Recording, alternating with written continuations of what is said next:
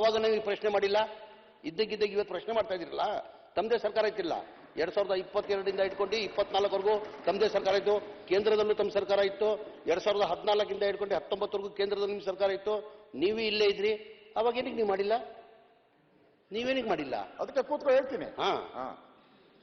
ನಾವು ಈ ಜಮೀರ್ ಅಹಮದ್ ತರ ಹೋಗಿ DC ಆಫೀಸ್ಗಳು ಮುಂದೆ ಕೂತ್ಕೊಂಡು DC ಮೀಟಿಂಗ್ ಕರೆದ್ಬಿಟ್ಟು ಸಿದ್ದರಾಮಯ್ಯನವ್ರು ಹೇಳಿದ್ದಾರೆ, ಅದು ಓದ್ತೀನಿ ತಾಳಿ, ಹೆಂಗೆ ಅವ್ರು ಹೇಳಿರೋದು ಭಾಷೆಗೆ ಓದ್ಬಿಡ್ತೀನಿ. ಆಮೇಲೆ ಹೇಳ್ತೀನಿ ಅದನ್ನ, ನೀವು ಕೇಳಿದ್ಕೆ ಹೇಳ್ತೀನಿ, ಹಂಗೆ ಹೇಳ್ತೀನಿ ತಾಳಿ, ಅದಕ್ಕೂ ರೆಡಿ ಮಾಡಿದ್ದೀನಿ ಅದನ್ನು. ಅದರಿಂದ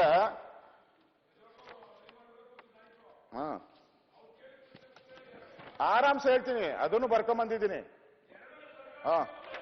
ಅದನ್ನೇ ಹೇಳ್ತೀನಪ್ಪ, ಹೇಳಕ್ ಬಿಡು. ನಿಮ್ಗೆ ಯಜಮಾನಿಕೆ ಕೊಟ್ಟಾಗ ನೀವೇನು ಮಾಡಲೇ ಇಲ್ಲ. ನಿಮ್ಗೆ ಅಧಿಕಾರ ಕೊಟ್ಟಾಗ ಏನು ಮಾಡಲಿಲ್ಲ ನೀವು. ಅವ್ರ ಜನ ರಕ್ಷಣೆ ಮಾಡ್ತಾರೆ, ನಿಮ್ ಜನ ನೀನಾಗ ರಕ್ಷಣೆ ಮಾಡಲ್ಲ. ನೀವು ಹೇಳಿ ಅದನ್ನ. ಸೆಂಟ್ರಲ್ ಗವರ್ಮೆಂಟ್ ನೀವೇ ಅಧಿಕಾರ ಇದ್ರಿ, ಇದ್ರಿ. ಈಗ ಅಧ್ಯಕ್ಷರ ಬದಲಾವಣೆ ಮಾಡ್ಕೋಬೇಕು.